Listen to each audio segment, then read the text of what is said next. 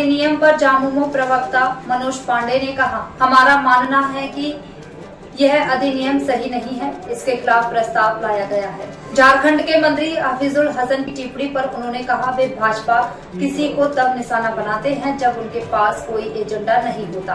कुछ शब्द यहाँ वहाँ हो सकते हैं, लेकिन उसके पीछे की मंशा तो देखनी ही चाहिए। इस मुद्दे पर जोर देने वाले मूर्ख है। सरकार ने बनाया है अपने कुछ निहित उद्देश्यों की पूर्ति हेतु। हम मानते हैं कि वो अनुचित है, अप्रासंगिक है। कई एक ऐसे दूसरे मुद्दे थे जिन पर केंद्र की सरकार को बात करनी चाहिए, परंतु ऐसे अप्रासंगिक विषय को उठाकर और उस पर कानून बनाकर कानून थोपने का काम राज्य सरकारों के ऊपर, ये गलत है। इस पर प्रस्ताव आया है, प्रस्ताव पर चर्चा भी हुई है। अब आगे पार्टी अपना निर्णय लेगी।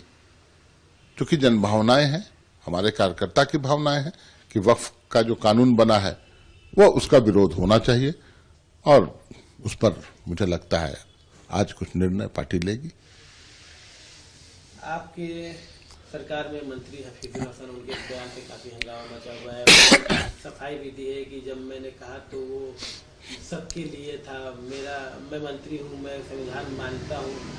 किसी एक पर्टिकुलर उनकी सफाई ये थी कि एक अलग कॉन्टेक्स्ट में वो बात कही गई थी, जिसको तोड़-मोड़ को पेश किया गया। वहीं इस मामले पर बाबूलाल मरांडी, जो कि एलओपी भी हैं विधानसभा के और बीजेपी प्रेसिडेंट है झारखंड के, वो लगातार कह रहे हैं कि हफीजुल हसन को रिमूव कर दिया जाए कैबिनेट से, उनका इस्तीफा ले लिया जाए।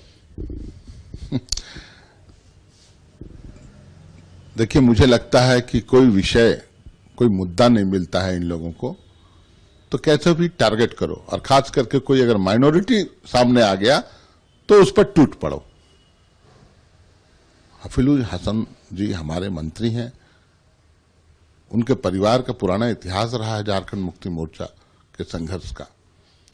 उन्होंने जो कुछ बोला, मैं भी आपके कैमरे के सामने ये बोलूं कि मेरे दिल में भी वेद और पुराण है, मेरे दिल में भी हनुमान चालीसा है, हमारे आराध्य देव बजरंग बली हमारे दिल में है, और हाथ में संविधान लेकर मैं चलता हूं।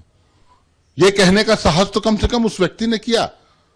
उचित अनुचित शब्दों का उलटफेर हो सकता है, लेकिन इंटेंशन देखना चाहिए। आपके सांसदगण तो संविधान की प्रतियां जलाते हैं, आप तो बोलते हैं कि जब बहुमत में आएंगे संविधान बदल देंगे।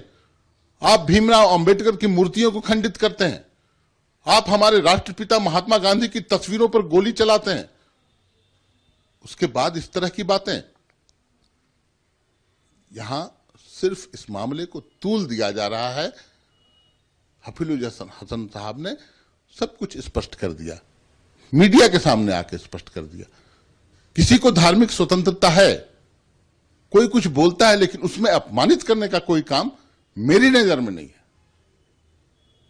इसलिए मुझे लगता है इस मामले को जो लोग भी तूल दे रहे हैं वो ना समझ लोग।